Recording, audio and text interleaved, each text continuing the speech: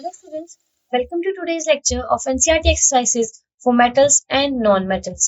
अभी तक हम इस metals and non-metals exercise के कुछ questions को study कर चुके हैं जो कि हमारे सारे concepts को clear कर रहा है, जैसे कि reactivity series जानी, हमने metal oxides और non-metal oxides के बारे में जाना, metal oxides के बारे में जाना जो कि acidic in nature होते हैं, basic in nature होते हैं या neutral होते हैं. ऐसा तो नहीं है, हमने बोला कि मेटल ऑक्साइड्स अधिकतर क्या होते हैं, बेसिक ऑक्साइड्स होते हैं, बट कभी कभी वो एसिडिक और बेसिक दोनों बिहेवियर शो करते हैं, जहां पर हम इन्हें एम्फोटेरिक ऑक्साइड बोलते हैं. ऐसे ही सारे कंसेप्ट्स आपके हर एक क्वेश्चन से क्लियर होंगे. चलो आज के इस लेक्चर में अब हम आगे के एनसीईआरटी एक्सरसाइजेस के क्वेश्चंस को कवर करते हैं. So the next question for metals and non-metals is Pratyush took sulfur powder on a spatula and heated it. He collected the gas evolved by inverting a test tube over it as shown in figure below. अच्छा, उसने बोला कि हमारा क्या करा है, प्रत्युष ने sulphur का पाउडर लिया एक स्पैचुला के ऊपर, उसने क्या करा, उसको हीट किया है और उसने क्या करा, उस जितनी भी जब उसने चम्मच, स्पैचुला क्या होता है, स्पैचुला छोटी सी चम्मच होती है, आपने केमिस्ट्री लैब में देखेंगे, सिमिलर टू स्पून बट वो स्पैचुला होता है. ठीक है, तो क्या लिया आपने से स्पैचुला लिया, उसको आपने क्या कर रहे हो, बर्नर पे बर्न कर रहे हो. अब जब आपने क्या करा, उसको बर्न किया, हीट किया, तो जो अब सल्फर से गैस रिलीज हो रही है, उसने क्या करा, उसको एक टेस्ट ट्यूब उल्टा करके उसके ऊपर रख दिया और सारी जो गैस थी उस टेस्ट ट्यूब के अंदर क्या हो गई, स्टोर हो गई. तो उस टेस्ट ट्यूब के अंदर जो गैस स्टोर हो गई वो क्या बोल रहा है कि ये एक्टिविटी कर ली. अब उससे क्वेश्चन उससे पूछा कि what will be the action of gas, जो गैस है हमारे पास, अगर उस गैस को हम ड्राई लिटमस पेपर पे पास करवाते हैं तो उसका क्या असर होगा, फिर अगर मॉइस्ट लिटमस पेपर पे कराते हैं तो उसका क्या असर होगा, और right a balance chemical equation for the reaction. हमें इस पर्टिकुलर रिएक्शन के लिए एक बैलेंस केमिकल इक्वेशन लिखनी है. तो देखो वो तो बहुत इजी क्वेश्चन है, बहुत ही इजी. बस हमें क्या ध्यान रखना है, देखिए हम बोले कि हमारे पास क्या था, इधर बात करते हैं पहले. हमारे पास क्या है, सल्फर है, और सल्फर की हम क्या बोलो तो हीट कर रहे हो. जब भी आप हीट करोगे तो हीट हमेशा in the presence of oxygen होता है, हीट हमेशा in the presence of oxygen होता है. अब आपने क्या करा, सल्फर को हीट किया in the presence of oxygen, तो क्या फॉर्म करेगा भाई, सीधी सी बात है, सल्फर डाइऑक्साइड बनेगा SO2. और अब ये कैसा ऑक्साइड है, ये कैसा ऑक्साइड है, मेटल ऑक्साइड है, नॉन मेटल ऑक्साइड है, तो हमें पता है ये क्या है, एक नॉन मेटल ऑक्साइड. क्या है ये, एक नॉन मेटल ऑक्साइड. अब हमें ये पता है कि सल्फर का जब भी हम ऑक्सीजन के साथ रिएक्शन कराएंगे तो हमें सल्फर डाइऑक्साइड मिलता है. अब गैस तो मिल गई, हमें पता है कौन सी गैस है हमारे पास, सल्फर डाइऑक्साइड गैस है. अब जब भी हम इस गैस को अगर ड्राई लिटमस पेपर पे पास कराते हैं, ध्यान से सुनना, हम इसे अगर ड्राई लिटमस पेपर से पे पास करवाते हैं तो क्या ड्राई लिटमस पेपर पे कुछ रिएक्शन हमें दिखेगा. वहीं अगर इसको मॉइस्ट में कराते हैं, मॉइस्ट लिटमस पेपर पे, तो क्या कुछ फर्क दिखेगा. क्वेश्चन अब ये बोलता है. तो हमने जब लास्ट चैप्टर किया था एसिड बेसिस सॉल्ट, तो वहीं से मैं आपको बताती जा रही हूँ कि जब भी पानी होगा, कहीं ना कहीं बच्चों अगर पानी होगा तो उस पानी की मदद से क्या होगा, वहां पे लिटमस पेपर पे किसी भी चीज के पता चलेगा कि वो एसिड है या वो बेस है. अगर वाटर ही नहीं है तो कुछ आयंस ही नहीं बनेंगे, तो पता ही नहीं चलेगा कि वो एसिड है या बेस है. इसका मतलब लिटमस पेपर पे भी कुछ हमें रिएक्शन नहीं दिखेगा. तो ड्राई लिटमस पेपर पे हमें कुछ भी रिएक्शन नहीं दिखेगा, there will be no action on the litmus paper. But वहीं अगर मॉइस्ट लिटमस पेपर है, वहीं अगर मॉइस्ट लिटमस पेपर, तो मतलब कुछ ना कुछ एक्शन होगा. क्यों, क्योंकि वहां पे क्या हो गया, ऑक्सीजन प्रेजेंट हो गया. तो मैंने अभी आपसे बोल दिया, यही बोला कि there will be no action on dry litmus paper. क्यों, क्योंकि वहां पे पानी नहीं है, पानी नहीं है तो कोई भी एक्शन नहीं होगा. Since the gas is sulphur dioxide, it turns moist blue litmus paper two red. देखो भाई, मैंने पहले ही बोल दिया SO2. SO2 कैसा है आपके पास, नॉन मेटल ऑक्साइड. कैसा है आपके पास, non metal oxide. Metal oxide कैसे थे आपके, basic in nature. Non metal oxide क्या होते हैं आपके, एसिडिक होते हैं या फिर क्या होते हैं, न्यूट्रल. साफ साफ लिखते हैं, नॉन मेटल ऑक्साइड क्या है आपके, एसिडिक ऑक्साइड होते हैं. नॉन मेटल ऑक्साइड या तो आपके एसिडिक होते हैं या आपके न्यूट्रल भी होते हैं. ठीक है, तो ज्यादातर क्या होते हैं, मतलब एसिडिक होते हैं. तो अब नॉन मेटल ऑक्साइड क्या एसिडिक है, तो एसिडिक ऑक्साइड का कलर क्या होता है, हमें पता है कि हमारा क्या होता है, हमेशा ब्लू लिटमस पेपर जो है वो रेड में कन्वर्ट हो जाएगा जब क्या होगा आपका एसिड. तो नॉन मेटल ऑक्साइड हमने क्या करा, लिटमस पेपर में पास करवाया, तो blue litmus paper turn to red. क्यों, क्योंकि सल्फर डाइऑक्साइड रिएक्ट करता है मॉइस्चर के साथ और क्या बना देता है, सल्फर डाइऑक्साइड. रिएक्शन पता है, S+O2 gives SO2, पहले ही बता दिया. नंबर ऑफ आइटम्स काउंट करो, सल्फर कितना रिएक्टेंट में 1, इधर कितना है 1. ऑक्सीजन इधर कितने 2, इधर भी कितने 2. तो नंबर ऑफ आइटम्स क्या आपके equal, that means it is already present in a balance chemical form. है इजी कंसेप्ट, दोनों ही इजी क्वेश्चन है हमारे पास. चलिए आगे चले, नेक्स्ट क्वेश्चन क्या बोलता है कि state 2 ways to prevent the rusting of iron. हमें 2 तरीके बताने हैं जिसकी मदद से हम क्या कर सके, रस्टिंग ऑफ आयरन को प्रिवेंट कर सके। तो भाई रस्टिंग ऑफ आयरन को प्रिवेंट करने के लिए कितने सारे तरीके हमने जाने, पेंट अप्लाई कर दो, ठीक है, फिर गैल्वेनाइजेशन कर दो, गैल्वेनाइजेशन,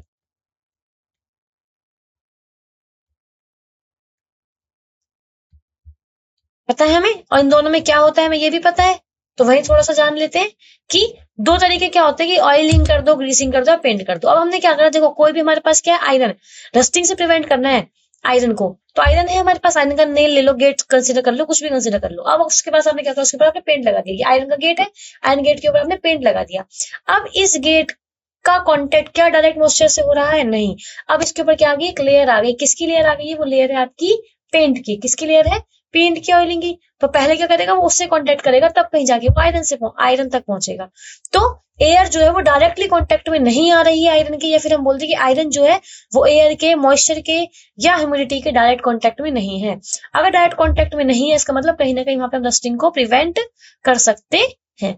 दूसरा मैंने आपको क्या ऑप्शन बोला था, तरीका, किस चीज का तरीका, जहां पर आप रस्टिंग को प्रिवेंट कर सकते हो, वो होता है गैल्वेनाइजेशन। क्या होता है, गैल्वेनाइजेशन। गैल्वेनाइजेशन क्या प्रोसेस होती है, गैल्वेनाइजेशन एक ऐसी प्रोसेस होती है जब आप क्या करोगे, आयरन मेटल के ऊपर जिंक की कोटिंग कर दो। अभी हमने पढ़ा था ना, ये जिंक क्या होता है, ज्यादा रिएक्टिव होता है ना, तो जिंक की कोटिंग कर दी किसके ऊपर, आयरन के ऊपर। तो अब जो है वो आयरन अभी भी डायरेक्ट कॉन्टेक्ट में नहीं है, किसके डायरेक्ट कॉन्टेक्ट में नहीं है, एयर के या मॉइस्चर के। तो यहाँ पे कौन डायरेक्ट कॉन्टेक्ट में है, लेकिन जिंक। तो जिंक क्या करेगा, जिंक रिएक्ट करता रहेगा, और जबकि आयरन रिएक्ट नहीं करेगा। तो इस पर्टिकुलर प्रोसेस को जहां पर हम जिंक की कोटिंग कर दें किसके ऊपर, आयरन के ऊपर, तो क्या कहलाती है, गैल्वेनाइजेशन। क्या कहलाती है ये, गैल्वेनाइजेशन। समझ में आया होगा आपको। तो हमने कौन कौन से 2 पॉइंट्स पढ़े अभी तक, हमने बोला कि पहली हमने बोल दिया कि वही ऑयलिंग या पेंटिंग कर दो, उससे आप प्रिवेंट कर सकते हो। दूसरा हमने बोल दिया कि आयरन के ऊपर, जैसे आयरन है तो इस आयरन के ऊपर आपने क्या करा, जिंक की कोटिंग कर दी। किसकी कोटिंग कर दी आपने, जिंक की कोटिंग। अगर आपने यहाँ पे जिंक की कोटिंग कर दी, देखो आयरन तो नहीं आ रहा ना, कौन है डायरेक्ट कॉन्टेक्ट में एयर के, जिंक। किसके कॉन्टेक्ट में है ये जिंक, डायरेक्ट कॉन्टेक्ट में है किसके, ऑक्सीजन के, है ना, हम बोलते एयर के, मॉइस्चर के, और आयरन नहीं है। तो क्या हो गया, यहाँ पे हमने प्रिवेंट कर लिया, किससे प्रिवेंट कर लिया, कोरोजन से प्रिवेंट कर लिया। फिर आगे चलते हैं, नेक्स्ट क्वेश्चन की अगर हम बात करें, नेक्स्ट क्वेश्चन बोलता है what type of oxides are formed when non metals combine with oxygen.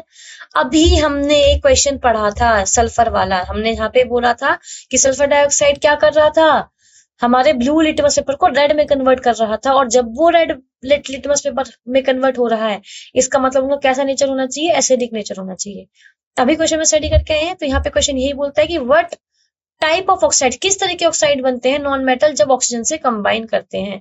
तो देखो इसके बहुत सारे एग्जांपल्स है हमारे पास।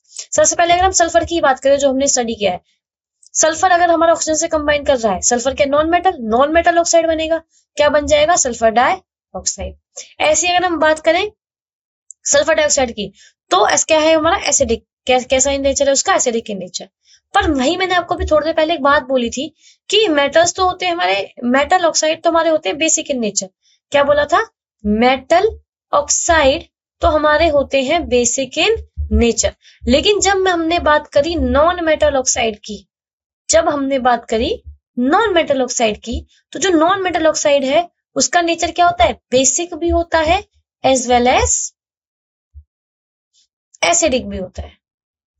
Basic as well as acidic, sorry basic as well as neutral, गलत लिख दिया मैंने। नॉन मेटल ऑक्साइड क्या होता है हमारा, acidic as well as neutral, क्योंकि बेसिक तो हमारा मेटल ऑक्साइड है ना, तो acidic as well as neutral. अब प्रूफ करना, मेटल ऑक्साइड के लिए तो हमने प्रूफ करा था जब हमने पहले एनसीईआरटी क्वेश्चंस में मेटल ऑक्साइड के बारे में बात करी थी। तो यहाँ पे भी हमने जब SO2 को पास करेंगे, किससे, लिटमस पेपर पे देखेंगे, पास करवाएंगे SO2 गैस को, तो ब्लू लिटमस हमारा रेड में कन्वर्ट हो जाता है, इसका मतलब एसिडिक।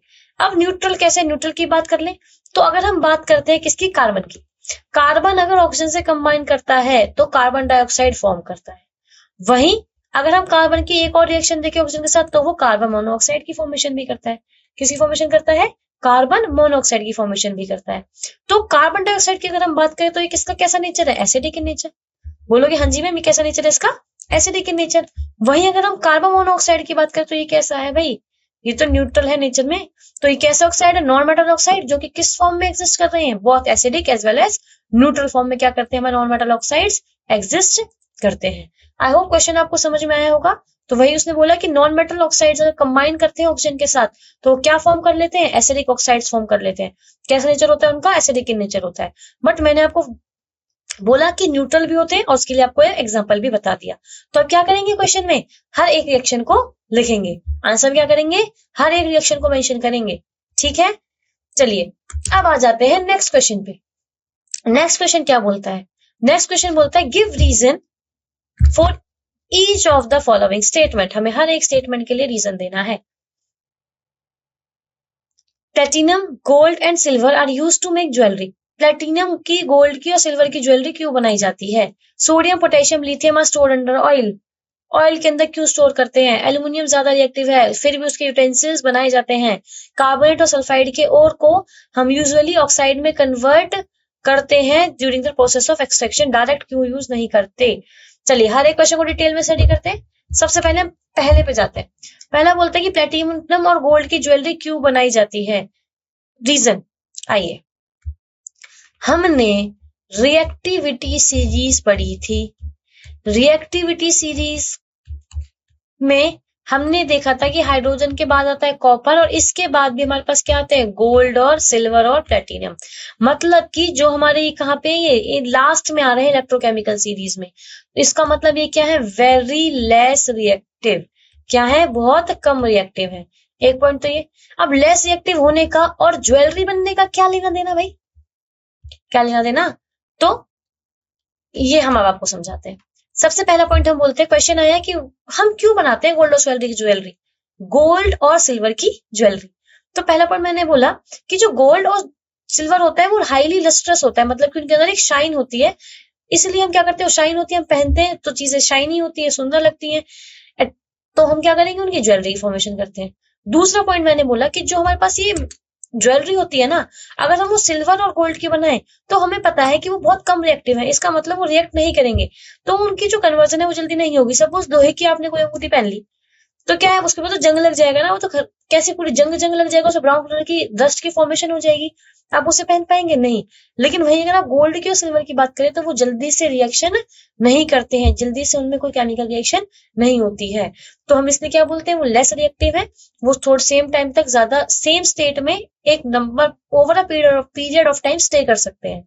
क्या बोला, सेम स्टेट में, ओवर स्टेट मतलब कि जैसे वो लस्ट्रस है कि उनपे कोई किसी भी तरह की कोटिंग नहीं आएगी, वो over a period of time के लिए, एक पर्टिकुलर टाइम के लिए जो कि वो होता है ज्यादा होता है, उसमें वो सेम रह सकते हैं। और ऐसा क्यों, क्योंकि वो क्या है, लेस रिएक्टिव। क्या है वो, लेस रिएक्टिव। तो समझ में आ गया, प्लेटिनम और गोल्ड और silver are used to make jewellery because they are very lustrous, क्योंकि बहुत लस्ट्रस होते हैं। Also they are very less reactive and do not corrode easily. Less reactive होते हैं और जल्दी से आसानी से कोरोड नहीं होंगे। ठीक है, नेक्स्ट क्वेश्चन था कि सोडियम, पोटेशियम और लिथियम को हम क्या करते हैं, ऑयल के, देखो ना इमर्जन कैरोसिन ऑयल, क्यों उनको स्टोर रखते हैं। तो हमने रिएक्टिविटी सीरीज में देखा था कि सबसे ऊपर पोटेशियम, सोडियम और लिथियम आते हैं। इसका मतलब रिएक्टिविटी सीरीज में वो सबसे ऊपर है, इसका मतलब वो सबसे ज्यादा रिएक्टिव होंगे। अगर वो रिएक्टिविटी सीरीज में सबसे ऊपर आ रहे हैं इसका मतलब वो ज्यादा रिएक्टिव होंगे, और ज्यादा रिएक्टिव होंगे इसका मतलब केमिकल रिएक्शंस होंगी। तो अगर हमें उन मेटल्स का यूज करना होगा तो वो तो जैसे ही एयर के कांटेक्ट में आएंगे तुरंत कांटेक्ट में आकर रिएक्शन कर देंगे, तो यूज नहीं कर पाएंगे। इसलिए हम क्या करते हैं, उनको केरोसिन ऑयल के अंदर इमर्स करके रखते हैं, मतलब डुबो के रखते हैं एक तरीके से। क्यों, ताकि हम उनका एयर के साथ कॉन्टेक्ट आना रोक सके, कि वो एयर के साथ कॉन्टेक्ट में ना आए, और फिर क्या हो जाएंगे वो, हम उनको रिएक्शन से बचा सकते हैं। क्यों, क्योंकि एयर के कांटेक्ट में आते ही वो रिएक्ट वेरी वाइगोरसली, मतलब बहुत जल्दी से, तेजी से वो एयर के साथ, वाटर के साथ रिएक्ट कर जाते हैं। तो देखो दोनों इक्वेशन किस पे बेस्ड है, डायरेक्टली रिएक्टिविटी सीरीज पे। तो आप समझ सकते हो रिएक्टिविटी सीरीज कितनी ज्यादा जरूरी है ना। क्या है ये, मोस्ट इंपोर्टेंट, स्टार मार्क कर देते हैं। ठीक है, नेक्स्ट पार्ट क्या है हमारे पास, एल्यूमिनियम जो होता है वो हाईली रिएक्टिव होता है ना। पढ़ा है हमने रिएक्टिविटी सीरीज में ही कि एल्यूमिनियम ज्यादा रिएक्टिव है, बट इतने रिएक्टिव होने के बाद भी हमें क्या करते हैं, उसके यूटेंसिल्स की फॉर्मेशन कर लेते हैं। ऐसा क्यों, ऐसा क्यों? तो हमें पता है एल्यूमिनियम जो है बहुत ज्यादा रिएक्टिव होता है, तो क्या करेगा वो जैसे ही ऑक्सीजन की प्रेजेंस में आएगा, वो जैसे ही ऑक्सीजन की प्रेजेंस में आएगा तो वो अपने ऊपर एक लेयर की फॉर्मेशन कर लेता है, और वो लेयर किसकी होती है? वो लेयर होती है एल्यूमिनियम ऑक्साइड की। किसकी लेयर होती है वो? एल्यूमिनियम ऑक्साइड की लेयर होती है। तो वो क्या हो जाएगा, जैसे ही एल्यूमिनियम का कोई भी यूटेंसिल है तो उसके ऊपर एक एल्यूमिनियम ऑक्साइड की लेयर आ गई। अब वो एल्यूमिनियम ऑक्साइड की लेयर क्या करेगी, उस पर्टिकुलर एल्यूमिनियम के कांटेक्ट में अब ऑक्सीजन को नहीं आने देगा, क्योंकि ऊपर तो एक लेयर आ गई। अब यहाँ पर आप खाना बनाओ, कुछ भी बनाओ, उसके वो क्या आपका आसानी से सेव है, क्योंकि ये लेयर जो क्या आपकी बहुत स्टेबल लेयर है, और ये लेयर फर्दर ऑक्सीजन को इस पर्टिकुलर एल्यूमिनियम के कांटेक्ट में आने से रोकती है। ये लेयर फर्दर क्या करेगी, उसको कांटेक्ट में आने से रोकेगी। समझ में आया? अब ऐसा वही रीजन था, एल्यूमिनियम हाईली रिएक्टिव होता है, फिर भी हम क्या करते हैं, उसके यूटेंसिल्स बनाते हैं। क्यों?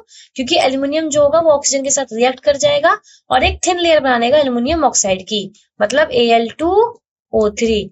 और ये जो लेयर है ये क्या है, बहुत ज्यादा स्टेबल है, और क्या करती है फर्दर ऑक्सीजन की रिएक्शन, एल्यूमिनियम की रिएक्शन किसके साथ? ऑक्सीजन के साथ को नहीं होने देती। प्लस हमारा जो एल्यूमिनियम होता है वो बहुत हल्का होता है, मतलब आसानी से खाना बना सकते हैं, और गुड कंडक्टर ऑफ हीट होता है, जिससे कि हमारा खाना आसानी से पक सके, खाना जल्दी बन सके। Hence it is used to make cooking utensils. इसलिए हम क्या करते हैं, उसका कुकिंग यूटेंसिल्स बनाने के लिए यूज करते हैं। Carbonate and sulphide ores are usually converted into oxides. भाई देखो यहाँ पे आ गई एक्सट्रैक्शन की बात। किसकी बात आ गई? एक्सट्रैक्शन की बात। तो वो बोल रहा है कि जब भी हम कार्बन और सल्फाइड ओर्स की बात करें, किसकी? कार्बन की और सल्फाइड की ओर्स की बात करें, तो हमें क्या करना पड़ता है, उनको पहले ओर्स में कन्वर्ट करना पड़ता है, उसके बाद हमें क्या कर सकते हैं, उन्हें एक्सट्रैक्ट कर सकते हैं, जबकि वो कार्बोनेट और सल्फाइड फॉर्म में रहे। मतलब कार्बोनेट और सल्फाइड की फॉर्म में एक्सट्रैक्शन हमारी जल्दी से आसानी से नहीं हो सकती। वहीं अगर हम इनको इनके ऑक्साइड्स में कन्वर्ट कर दें, तो इजीली क्या है, इनको हम एक्सट्रैक्ट कर सकते हैं। तो इसके पीछे क्या रीजन है? इसके पीछे भी कुछ रीजन होगा। तो हम क्या बोलते हैं, जो कार्बन और सल्फाइड है उनके लिए उनकी मेटल को क्या करना, एक्सट्रैक्ट करना थोड़ा सा डिफिकल्ट होता है। कार्बोनेट और सल्फाइड की फॉर्म में मेटल को एक्सट्रैक्ट करना क्या होता है, थोड़ा सा, कार्बोनेट लिख देते हैं ना, कार्बोनेट और सल्फर की फॉर्म में मेटल को एक्सट्रैक्ट करना क्या होता है, थोड़ा सा डिफिकल्ट होता है। It is difficult. वहीं अगर हम मेटल ऑक्साइड्स की बात करें, तो मेटल ऑक्साइड्स को हम आसानी से क्या कर सकते हैं, easily difficult, it is difficult. Okay, metal oxides को हम इजीली मेटल एक्सट्रैक्शन कर सकते हैं। मेटल ऑक्साइड से हम इजीली मेटल की एक्सट्रैक्शन कर सकते हैं, और ये हम कैसे करेंगे? By the process of reduction. देखा था ना, मेटल ऑक्साइड की प्रोसेस से हम क्या कर सकते हैं, रिडक्शन की मदद से आसानी से उनमें से मेटल निकाल सकते हैं। तो हमारे पास क्वेश्चन क्या है कि हम कार्बोनेट और सल्फाइड को क्यों कन्वर्ट कर रहे हैं मेटल ऑक्साइड से? तो इसका आंसर तो मिल गया हमें कि कार्बोनेट और सल्फर से ऑक्साइड्स को एक्सट्रैक्ट करना क्या है, डिफिकल्ट है। तो हम क्या कर लेंगे, उसको मेटल के उनके ऑक्साइड्स में कन्वर्ट कर लेंगे, ताकि वो आसानी से एक्सट्रैक्ट हो सके। चलो, इतना तो समझ में आ गया। अब एक क्वेश्चन ये भी तो आता है कि हम कार्बोनेट को मेटल ऑक्साइड्स में, या सल्फाइड को उसके मेटल ऑक्साइड में कैसे कन्वर्ट करें, सल्फाइड को उसके मेटल ऑक्साइड में कैसे कन्वर्ट करें। तो ध्यान से सुनना, ऐसी प्रोसेस जिस प्रोसेस की मदद से हम कार्बोनेट को उसके मेटल ऑक्साइड में कन्वर्ट कर सकते हैं, वो कहलाती है कैल्सिनेशन। क्या कहलाती है? कैल्सिनेशन। वहीं अगर हमें सल्फर को उसके मेटल ऑक्साइड की फॉर्म में कन्वर्ट करना है, क्या सल्फर को अगर हमें उसकी मेटल ऑक्साइड की फॉर्म में कन्वर्ट करना है, तो वो क्या कहलाते हैं आपके पास? रोस्टिंग। क्या कहलाती है वो? रोस्टिंग। तो हमारे पास ये क्या था, एक्सट्रैक्शन के लिए, कि हम किस तरीके से आसानी से एक्सट्रैक्शन कर सकते हैं। फिर इसके बाद हमारे पास क्वेश्चन है कि you must have seen tarnished copper vessels being clean with lemon और turmeric juice, explain why these all substances are effective in cleaning the vessels, why. तो हमने पढ़ रखा है कि जो कॉपर के वेसल्स होते हैं उनको क्या करते हैं हम, लेमन, जब भी आप देखोगे घर में अगर तांबे के बर्तनों को देखोगे तो वो थोड़े से ग्रीन ग्रीन कलर के हो जाते हैं ओवर पीरियड ऑफ टाइम। तो हम उनको लेमन से या किसी भी खट्टी चीज से, देखो लेमन आ गया ना, मतलब कि सॉर सब्सटेंस है, उससे क्या कर रहे हैं, उसको क्लीन कर रहे हैं, ताकि हमारे कॉपर वेसल्स क्या हो जाए, उसके वापस यूजुअल फॉर्म में आ जाए। तो हम ऐसा क्यों करते हैं? हमें पता है कॉपर क्या होता है, हमारा कॉपर जो होता है वो मॉइस्चर के कॉन्टेक्ट में आने के बाद कार्बन डाइऑक्साइड में कन्वर्ट हो जाता है। विद मॉइस्ट कार्बन डाइऑक्साइड वो क्या बना लेता है, कॉपर कार्बोनेट बना लेता है। क्या बना लेता है? Copper carbon. देखो क्या बोलना चाहते हैं रिएक्शन की, अगर हम बात करें यहाँ पे कि जो कॉपर है, अगर कॉपर किसके प्रेजेंस में है, यहाँ पे कार्बन डाइऑक्साइड की प्रेजेंस में, किसकी प्रेजेंस में है, कार्बन डाइऑक्साइड की प्रेजेंस में, तो Cu plus CO2 in the presence of oxygen and water, in the presence of oxygen and water, ये क्या फॉर्म कर देगा, कॉपर कार्बोनेट डॉट CuOH का होल ट्वाइस।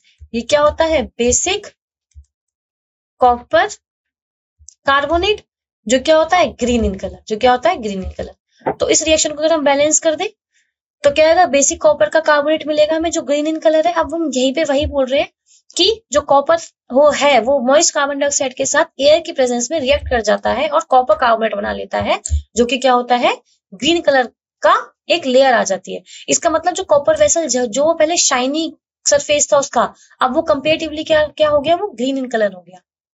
अब हमने क्वेश्चन ने क्या बोला कि क्या करते हो उसको, लेमन से क्या करोगे आप, उसको से क्लीन करते हो।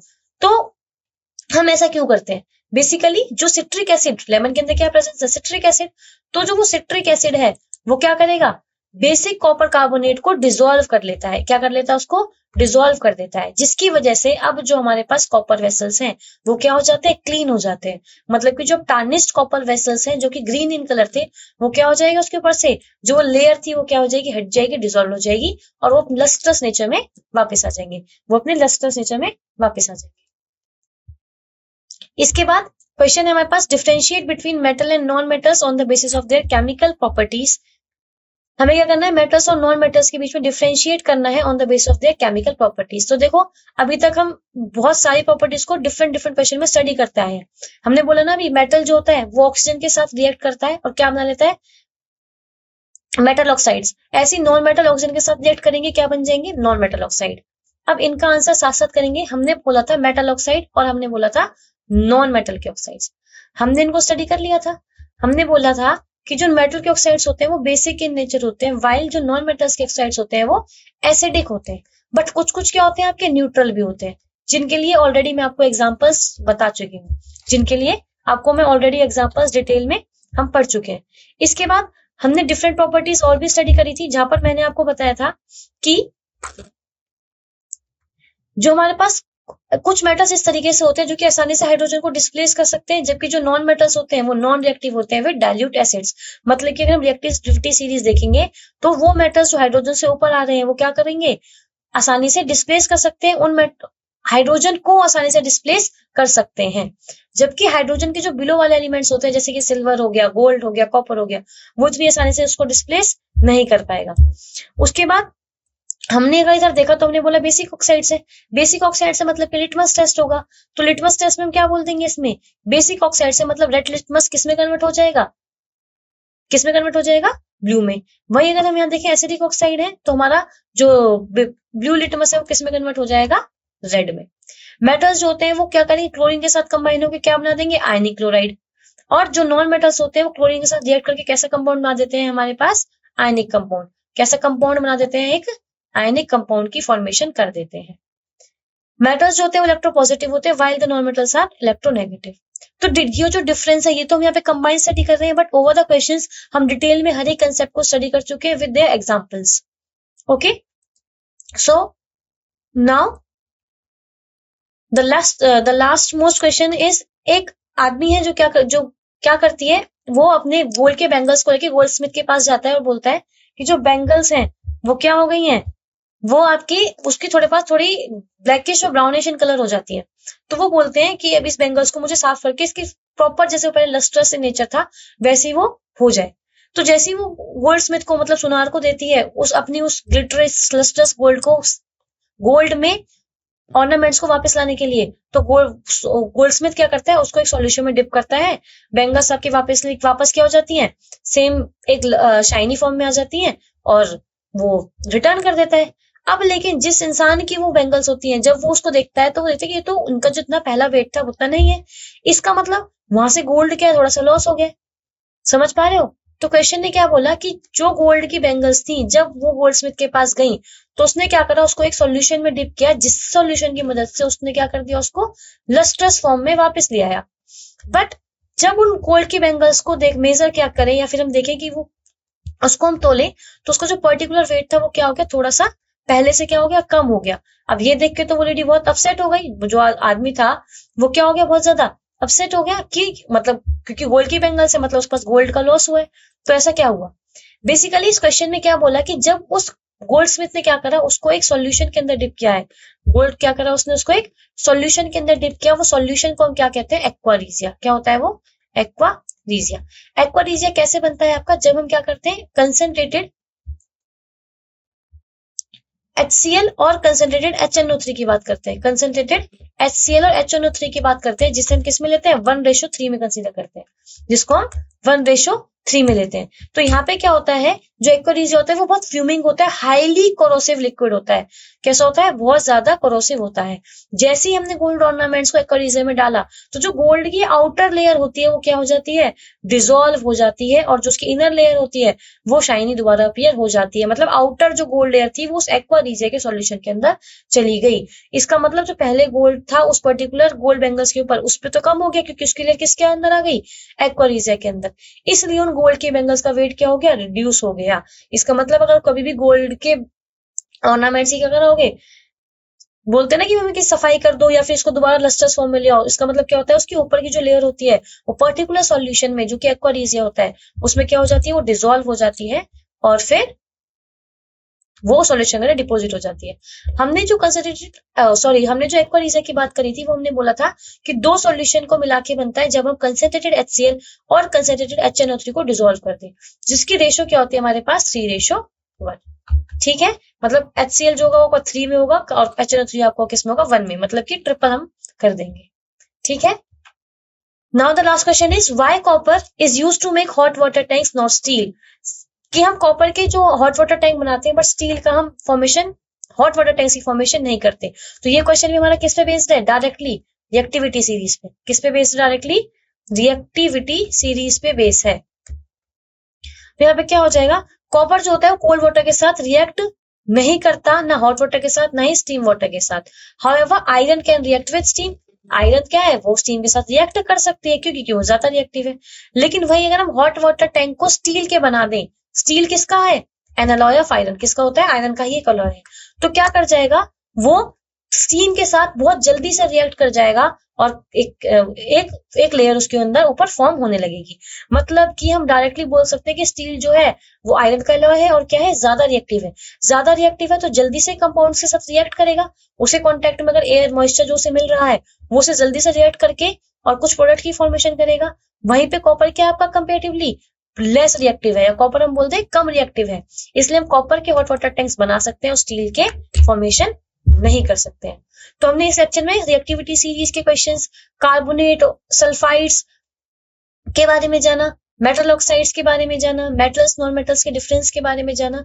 तो हमने डिफरेंट ऑक्साइड, डिफरेंट कंसेप्ट्स को स्टडी करा है और हर एक क्वेश्चन को सॉल्व किया। So I hope this lecture is clear to you. If you are having any doubt then you can ask. So I am ending my lecture here. Thank you so much.